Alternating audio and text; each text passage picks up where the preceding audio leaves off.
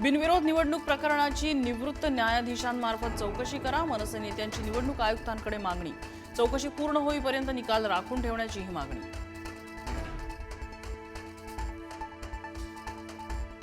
ठाकरे बंधूंचा आज शिवडीत एकत्रित दौरा. ठाकरे बंधू आज लालबाग, परळ, शिवडीमध्ये शाखांना भेटी देणार. लालबागच्या प्रभाग क्रमांक 204 मधून करणार प्रचाराची सुरुवात.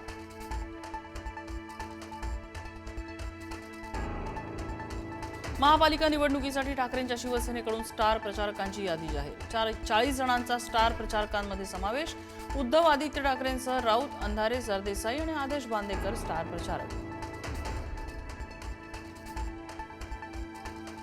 गुलाब्यातल्या अर्जाच्या गोंधळावरून निवडणूक अधिकाऱ्यावरच ठपका. अधिकाऱ्याची कृती अयोग्य, महापालिकेचा अहवाल, तर नार्वेकरांनी दबाव आणल्याचा जनता दल आणि आपचा आरोप.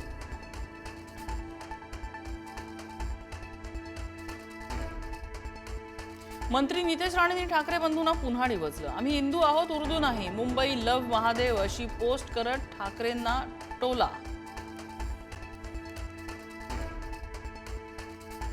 चिपळूणमधल्या कृषी महोत्सवात भाजप खासदार नारायण राणेंना भोवळ. कालच राणेंनी दिले होते निवृत्तीचे संकेत.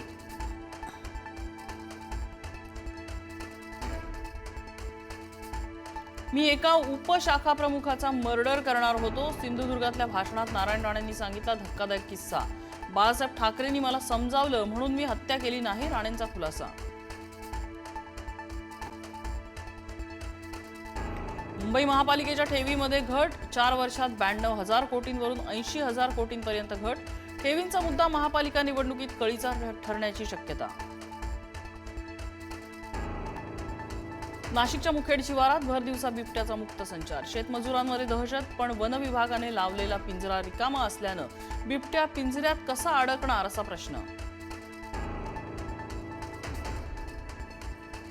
नाशिकच्या त्र्यंबकेश्वर रोडवरील साई किनारा हॉटेलवर टोळक्याचा हल्ला. 10 ते 15 जणांच्या टोळीकडून लोखंडी रॉडने हॉटेलची तोडफोड. मॅनेजर गंभीर जखमी. खंडणीसाठी हल्ला केल्याची प्राथमिक माहिती. संभाजीनगरमध्ये मकर संक्रांतीनिमित्त 5,000ची साडी 599 रुपयात. साडी खरेदीसाठी महिलांची झुंबड. गर्दी झाल्याने 3 महिलांचा श्वास गुदमरला.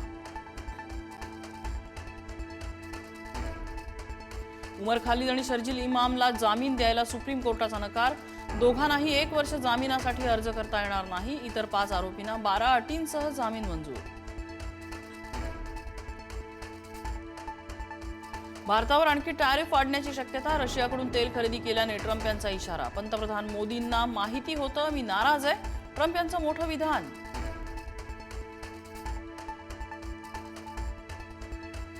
नायजेरियात 22 भारतीय खलाशांना बेड्या. मालवाहू जहाजावर सापडलं 31 किलो कोकेन.